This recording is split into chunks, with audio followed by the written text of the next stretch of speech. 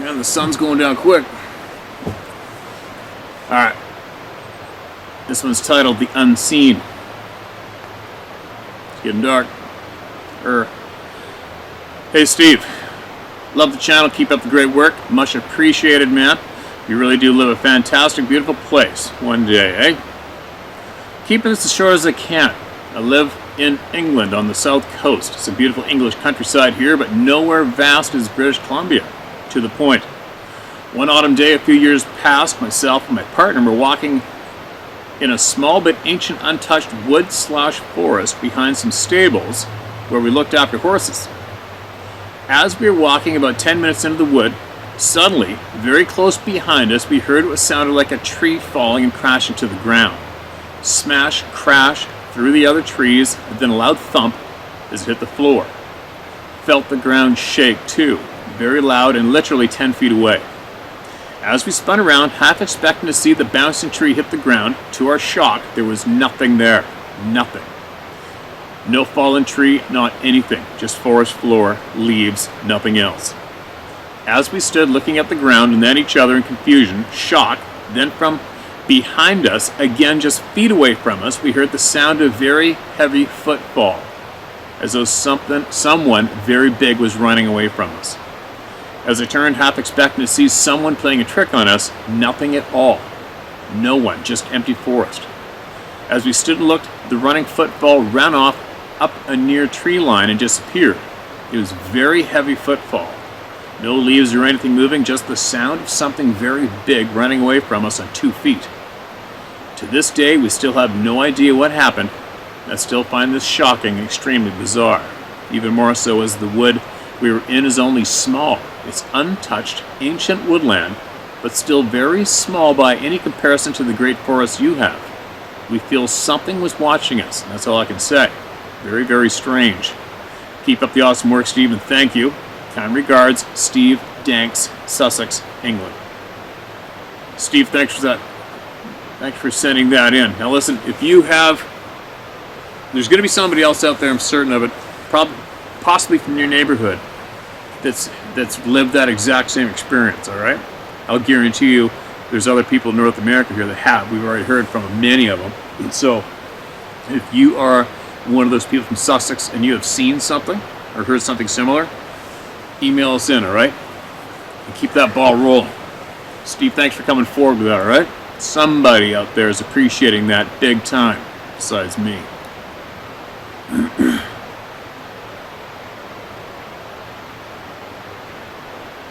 All right, this isn't marked as red. I hope it hasn't been. Here we go. I feel like I'm going to be running out of light. Pennsylvania encounter. Hey Steve, my name is Jason Pleasance. Feel free to use my name. You're providing a tremendous service that is much appreciated. I may not agree with all the conclusions that are shared, but that's okay with me. Society would be a lot better off if people could accept that everybody doesn't have to agree 100%. Working through disagreements is how progress is made. Isn't that the truth? Like I said earlier, we can all take from it what we will or leave it, disagree with it, but the good thing is we're all here together no matter what, right? Hit the nail on the head. We're all here together right here no matter what in the end. This encounter took place in the mid-90s in northwest Pennsylvania, Warren County. Two events that you recently read are close to the same area, one from Jamestown, New York, and one from the same county. Although I've been listening to you for a while, I feel it's now time to share my experience with your audience. For context, I grew up in Houston, Texas. When I was 15 years old, during the summer of '92, my family bought an old farmhouse in rural Pennsylvania. It was an adjustment going from a city of over 3 million to an unincorporated township of less than 600. After realizing there was no pavement for my skateboard, I made friends that took to the country life. Over the years, we would hike the wilderness, primitive camp, and go on several mile hunting trips to the state game lands. Such an amazing time and place. While out in the bush, we've seen and experienced many odd things that we blew up at the time. We've come across trees leaning into each other, forming tall teepee-like structures. Several of them in different spots. My buddy said it was probably caused by the weight of snow load, but nobody looked too convinced. Sometimes the trees were broken and looked intentionally placed. While roaming the forest, it wasn't uncommon for trees to fall. I don't know if it's normal, but in the 3 years I've lived there, I've probably heard 6 trees come down without wind or logging. We would get hit by acorns while hiking, or they would bounce off the tent when camping. Do squirrels throw and drop acorns on people? That's how my friends explained it at the time. I've always been a skeptical person by nature. The use of critical thinking is paramount when evaluating for the truth. Back in my teenage years, I was ready to accept these explanations. They seemed probable, and I was a city kid in the woods. The country boys must know better than me, right? I don't think I've ever evaluated these as a whole and just looked at them individually. This next experience was different. There was no easy explanation, and I had to face the reality that not everything is known. The high school I went to was in a town about 16 miles from our farmhouse. I got good grades in school, so my parents gave me a lot of freedom. I was able to do what I wanted as long as I made it home. It was before cell phones, and not knowing where everyone was at the times was a normal part of life. If I missed a school bus home, it was up to me to get there. Sometimes a friend would give me a ride, other times I walked or would hitchhike with varied success. Walking those country roads past midnight was not uncommon for me. On one trip home when I was 17, I was trekking late at night and was about 3 miles from the house. At this point, I kept hearing something moving in the woods on the west side of the road. At first, I stopped and tried to see what it was. Couldn't see anything. Just disregarded the sound and kept on my way. It happened again. It sounded like something shuffling the leaves, and it was keeping pace with me. I was concerned because I hadn't heard that before. I've walked up on a black bear before, and that was damn near silent. After a few more noises, I felt like it was intentionally letting me know it was there. And then wailed at me. I'm getting goosebumps trying to write this part down. The sound was like an infant's wail, not crying or screaming, like the sound of a crying doll would make. Wah! Wah! But it was one long wah that lasted the whole duration. The pitch sounded like a human baby and started at the same volume as a loud conversation. As the wail went on, it increased in volume and intensity. As you can imagine, this scared the shit out of me. I was a city boy alone in the middle of nowhere with something obviously wailing at me. When it first started, I kind of jumped and let out an involuntary scream of my own. In the split second I realized I was starting to scream, I changed my sound from a scared tone to a pissed off one. I started yelling at whatever was out there. I guess I yelled at it to try to show strength, to let it know I wasn't going to cower. But there was nothing I could do. I had no weapons. My heart was pounding so hard I could feel the heartbeat in my temples. It started its yell before mine, and I ran out of breath before it did. I was running tack and cross country back then. Oh, track. I'm guessing that's track. I was running track and cross country back then and had plenty good lung capacity. When it got quiet again, I stared intently into the woods and tried to make something out of the shadows, but I saw nothing. I wanted to run. I wanted to sprint like hell and put some distance between me and whatever that was. Adrenaline was flowing, and I could feel my breathing quicken and my nerves were on edge. My legs and hands were shaking from the adrenal overload. But I kept my wits about me. I knew running in the presence of predators was a big mistake. I took all the courage I had to turn around and start walking again. I walked in the middle of the road. Even though the sound came from only one side, neither side felt safe. I can't remember if I just walked the rest of the way home or if I eventually caught a ride. All I know for sure is I made it home. I've told this story to many people because I know what I saw and try to be true to myself. I've had mixed reactions, but people who know me know I don't make shit up.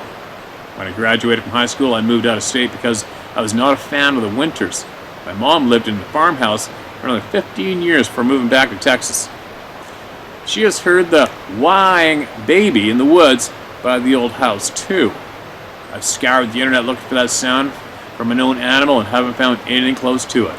Some stories come close, but it wasn't a screaming lady or a crying baby exactly. No one would think that noise came from a baby. Thanks for providing the outlet to get this out. Hopefully my experience can help give someone solace or peace of mind. Best regards. Well, I hope it does too. Hope it does for you. And if you've been listening for a while, you know that your experience you just had has been experienced by frickin' dozens of people, man. Dozens. And that is enough eyewitness testimony. Should be for anybody. Alright, my encounter, Frank Martindale. Just thought I would send this story again in case you lost it. The first time you had said you lost a few stories, so here's mine again. Tell me what you think. Always could use some advice. Maybe the bright orb is some kind of portal into another world. What do you think? Read the story and give us your thoughts. You can use my name, no prob, Frank Martindale. Okay, Frank, here we go. Title: There ain't no Saskatchewan, Saskatchewan, is there? Or is there? Hello, Steve. Come across your website on YouTube a few months ago. I found it to be very interesting because of some of the things I've seen. No, this is not about Sasquatches, although I thought the name Saskatchewan was suitable anyway. That's just me. It's about 2 UFO encounters I had in Saskatchewan. I lived in a small...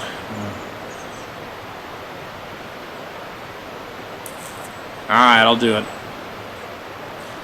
I've said before, there's a shit pile of channels out there who cater to the UFO crowd. I know it can be linked, probably is linked, but I've been trying to keep to the people who have these Sasquatch encounters so that we can bring some sort of comfort to them and help them get on their way with their outdoor passions. But I'm trying to get going here, but I'll read this out. I lived in a small hamlet called Northside, north of Prince Albert, about 40 kilometers and 50 kilometers south of the Saskatchewan National Park, just on the edge of the Boreal Forest. So the date's 93, mid-September for me and my buddy decided to go duck hunting. So we go east of the north side about 8 kilometers and head north about 5 kilometers. We come up to a swamp and it looks like a good place to sit and wait for some ducks to show up. So I get out of the truck and my buddy drives down the road about another 5K.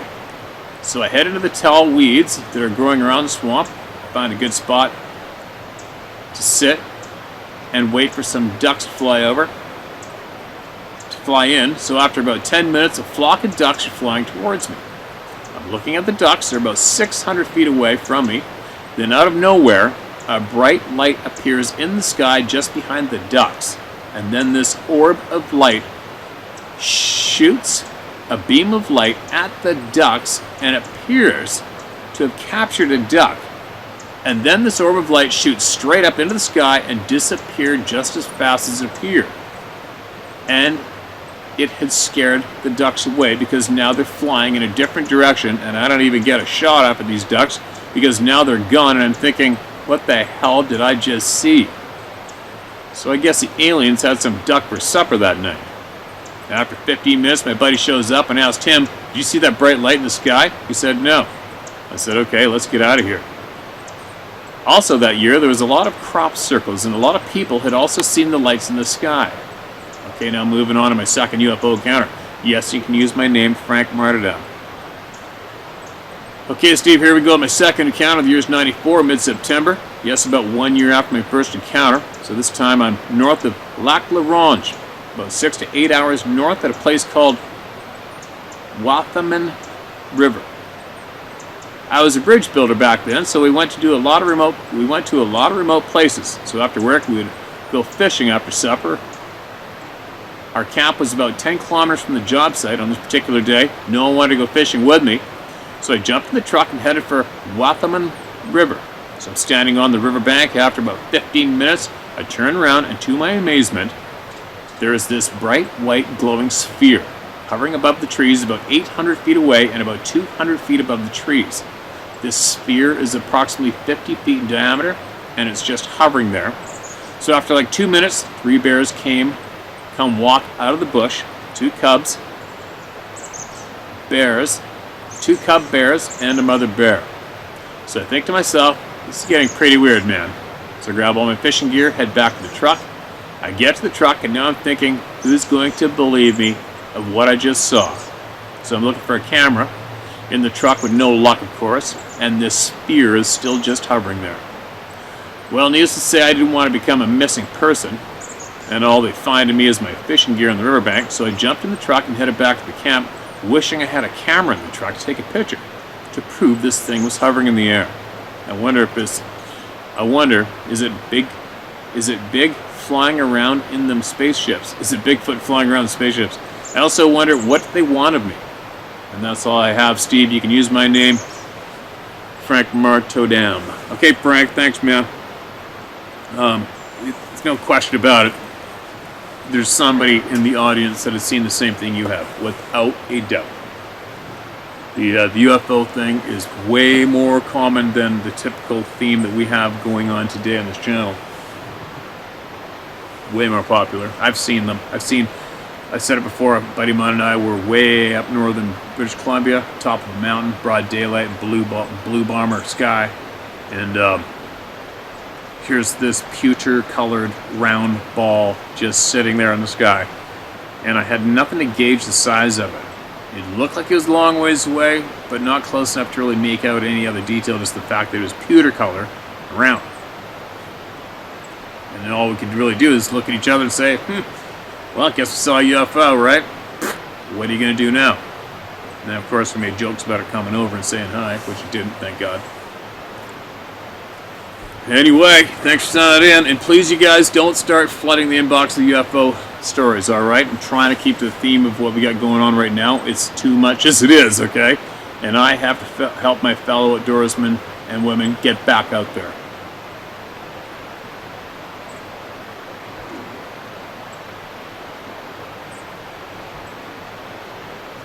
Oh wow, this is a lengthy one.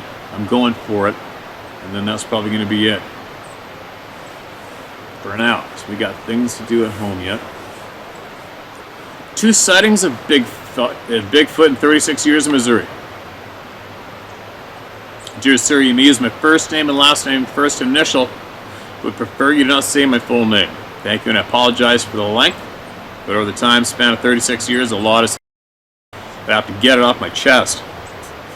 Excuse me, I hope this helps someone like so many of your other stories have helped me. Thank you, and thanks for all you do. I enjoy your videos, and thank you for giving people like us a place to talk about them. My story took over 35 years to unfold, and I apologize for the length, but I feel that all the parts of my story are very relevant to the subject of all things Bigfoot. For the longest time, I couldn't decide if I should report this sighting or not. The reason being is I'm the once young 11-year-old boy from the 1985 Class A sighting in Ozark County, Missouri that reported that sighting 20 plus years ago to the BFRO website. Like I said, it was the winter of '85 and I was sitting in the back seat of my aunt and uncle's car, coming home from a community get-together / music party. In the late hours around 11:30 p.m. to 12 a.m., my relatives lived about 2 miles down a country road. Right before the entrance to their driveway was an old dry bed creek that would flood whenever it rained heavy. It was always full of large rocks and always bumpy, as it did not have cement slab to drive over it. Directly to the right of the dry creek was a driveway from an old farmer that was well known in the community and had built the house sometime in the 30s to 40s. It had been abandoned for years, but the house remained in relative good condition. He and a good friend had been in the home earlier that year in the summer. In the living room, there's a very large pile of leaves all piled up in the corner of the room. Me and my friend assumed because the window was broken out, the wind had blown the leaves into the house. We went on about our day with nothing special happening. We'll fast forward to winter. I'm sitting in the back seat with my aunt and uncle's oldest son that's about 5 years old. He sat behind his father and I behind my aunt, and she was holding the newborn son that was born in August. Immediately to the right of the car, as my uncle slowed down to cross the dry creek bed, the old driveway to the old abandoned farmhouse was to our right, just a few feet from the dry creek. As my uncle slowed the car to slow crawl, we see something standing at the edge of the road on the driveway that acts like it wants to cross the road, but almost doesn't as we notice it short step itself, as it decided to cross anyway, as if to say, well, they've already seen me now.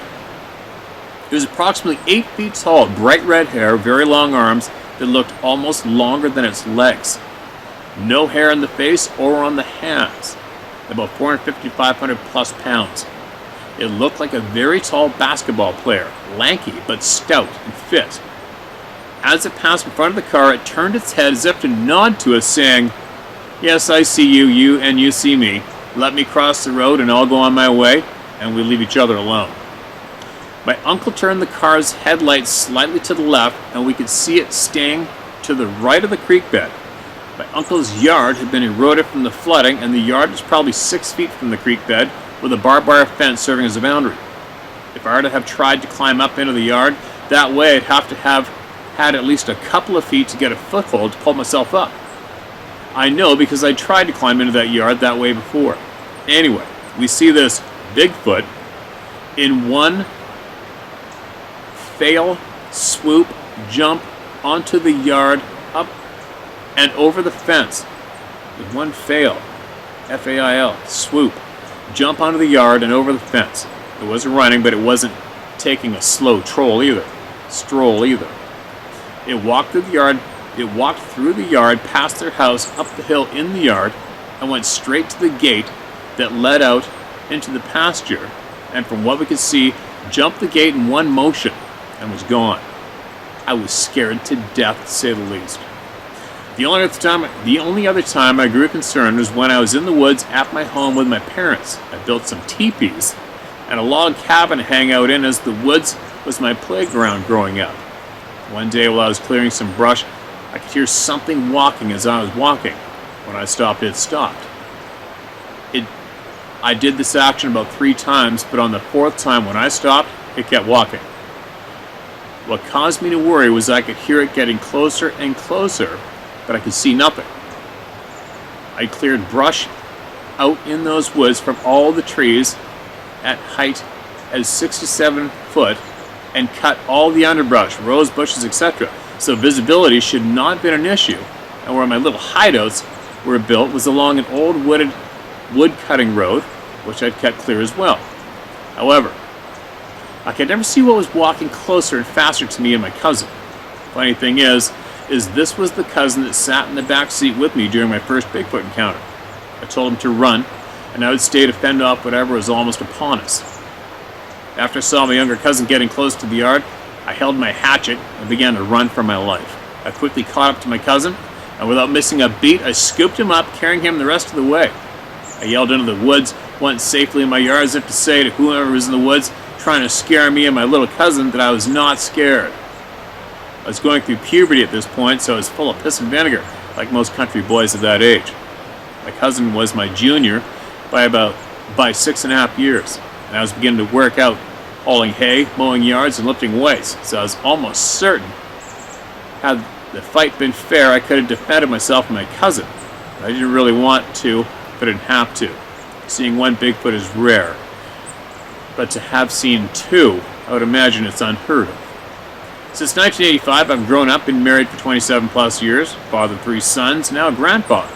I, with my parents, moved north from Ozark, Colorado, where my first sighting took place, to the adjoining county of Douglas just before my 14th birthday. I returned to Ozark County to begin my family, and about 20 years ago moved back to Douglas County, where I currently reside west of Ava, M.O., Missouri. Sorry, Canadian in me right now, and I'm getting tired. I've been reading my face off here.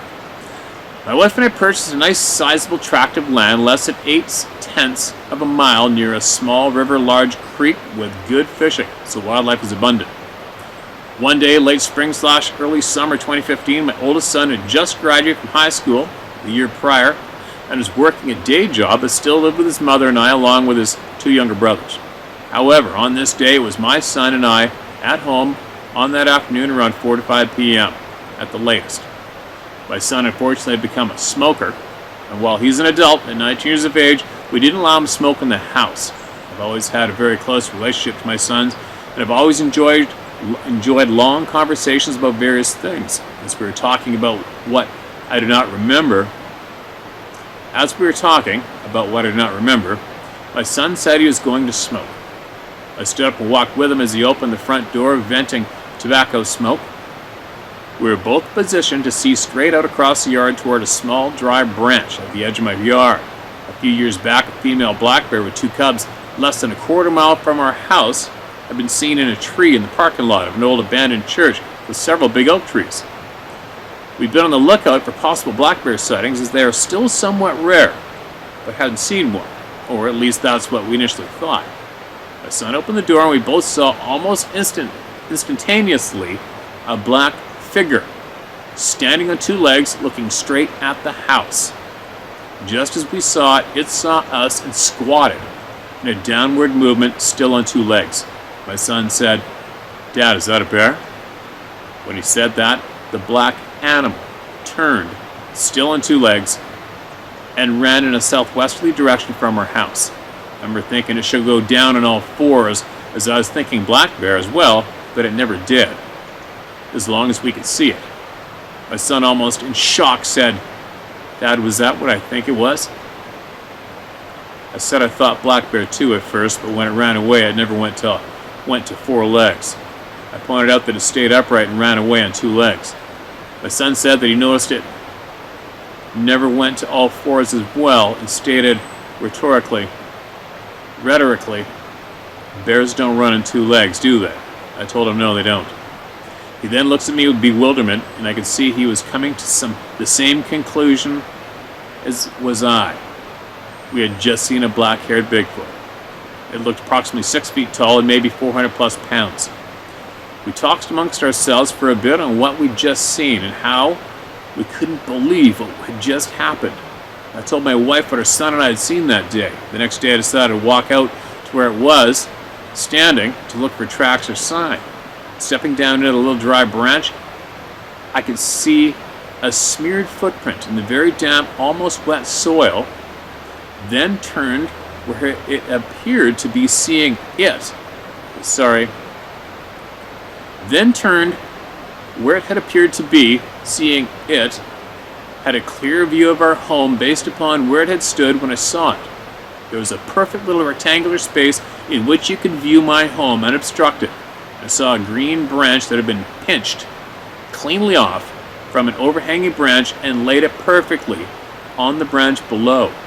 I placed the branch where it was clearly connected to the tree it had grown from. It was the one branch that would have affected a perfect view of our home. After several months without further incident, I received a phone call from my cousin that lived approximately 6 miles due west of us. Our highway is a small 2-lane road that reads pavement ends, and it turns into gravel road. If you travel the road all the way, it takes you to a similar highway. My cousin lived southwest of the intersection of said gravel road and small 2-lane highway. Strangely enough, my cousin I was talking with was in the car back in '85 during my first encounter with the Bigfoot. He sent me some pictures on his cell phone. He raised fighting chickens and had a Great Pyrenees dog to protect them from predators. It had just snowed several inches, approximately 8 to 10 inches, through the night.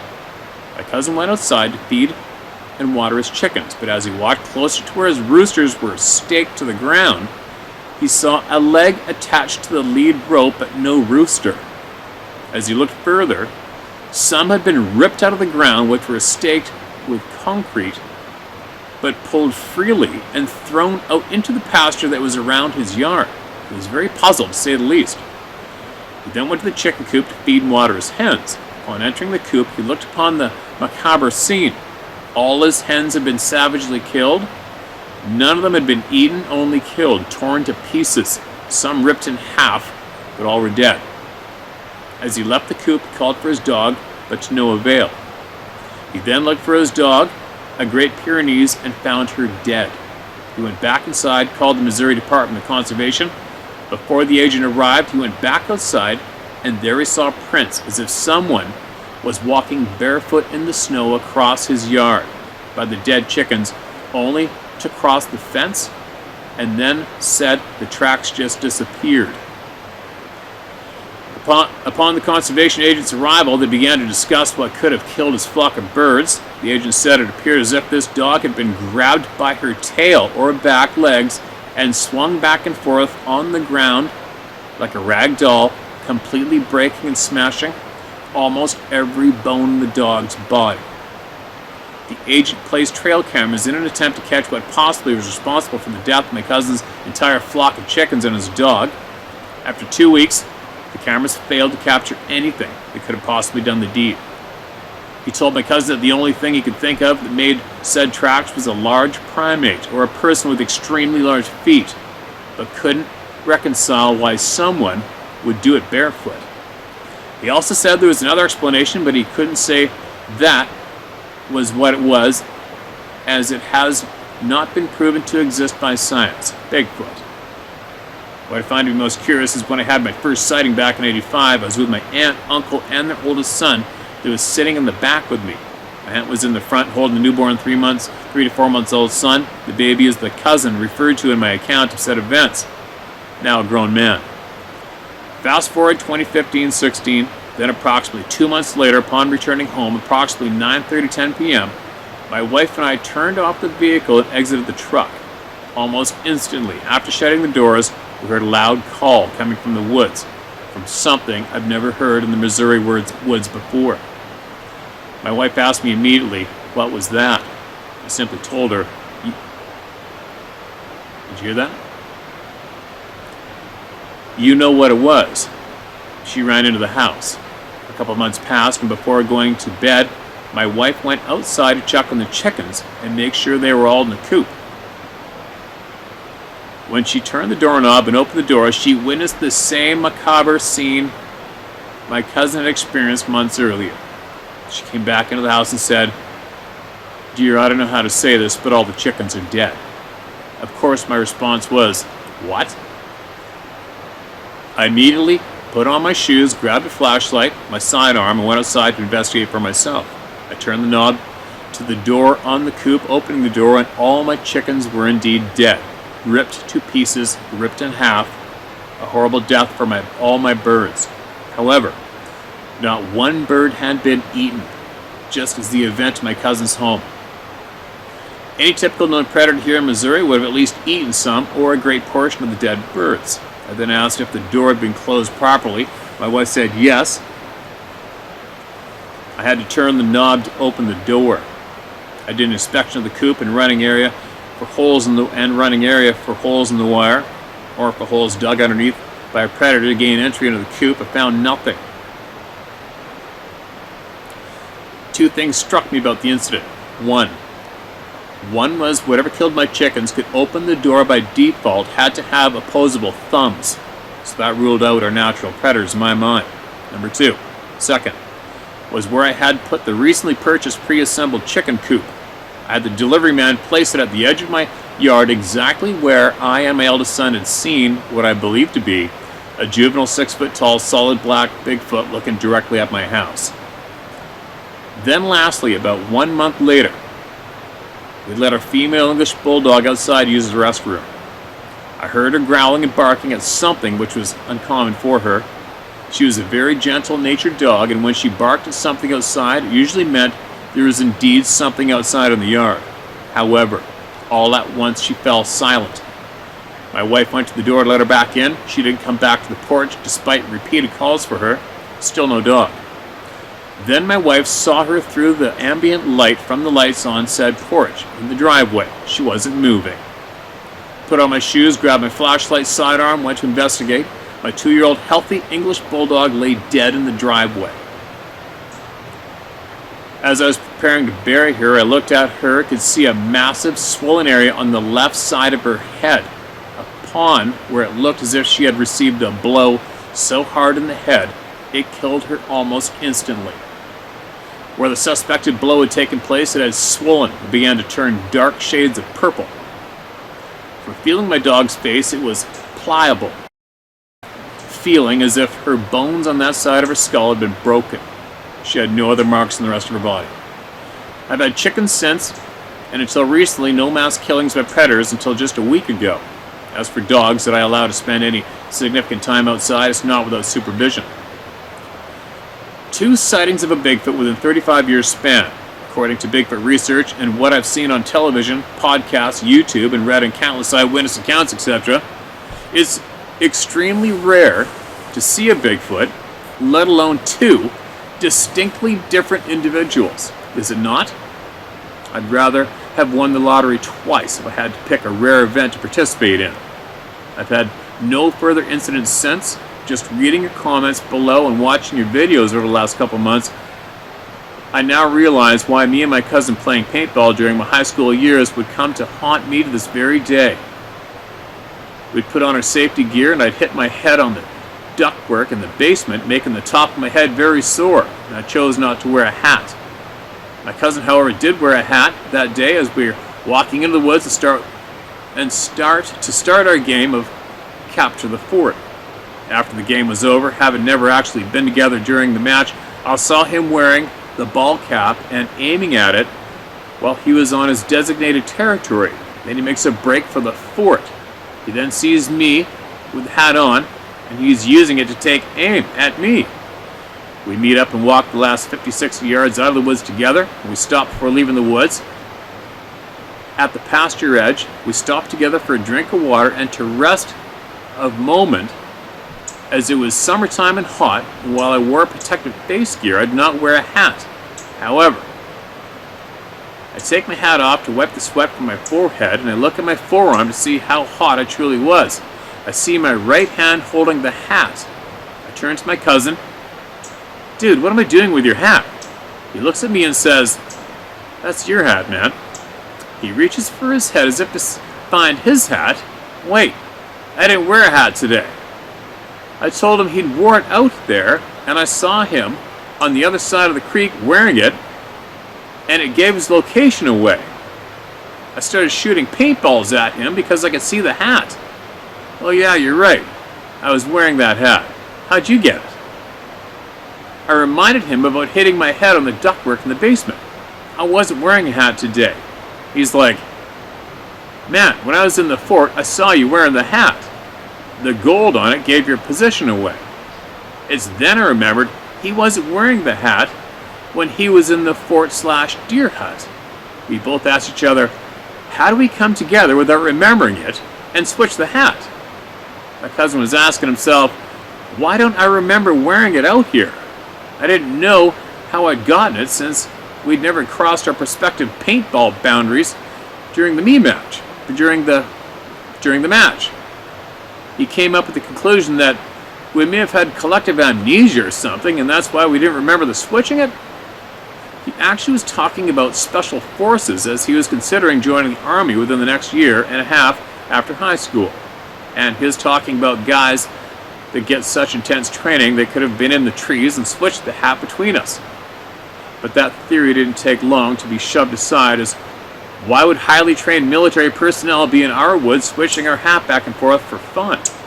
We didn't even live next to an army base at least 200 miles away.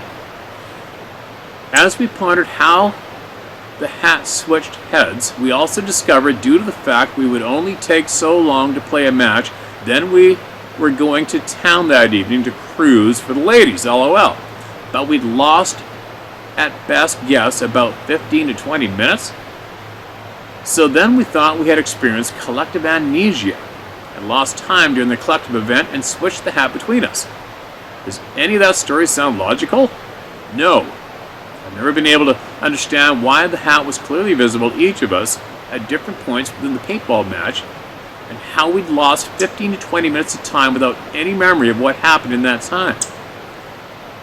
We walked into the woods wearing the hat. I walked out of the woods wearing the hat, and we both lost... Hey, wait a minute. He walked into the woods wearing the hat. I walked out of the woods wearing the hat. And we both lost 15 to 20 minutes. It never made sense. Probably never will. I never thought UFOs are aliens. I just chalked it up to a very strange but most likely inexplainable event. Just not something we could explain. I'd be open to anyone's suggestions.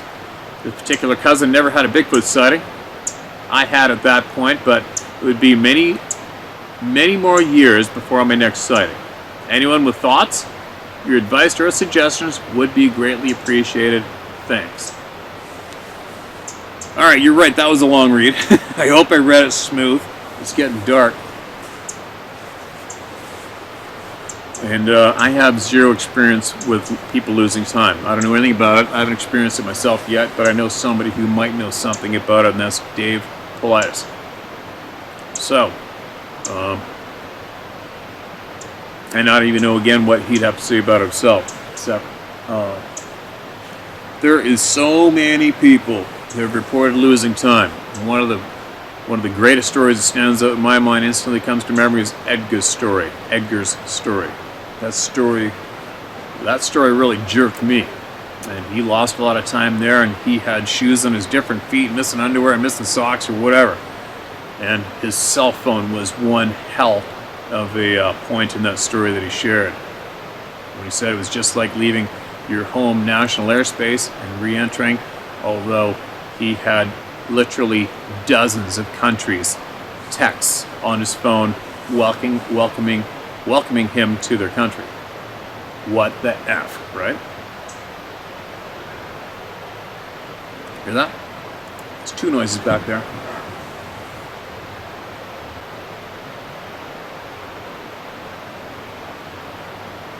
Or maybe it isn't a dog. That wasn't a dog. Anyway, I better get home. We got things to do. More things to do. Did a pile of work in the barn today. And we have to have Christmas this weekend.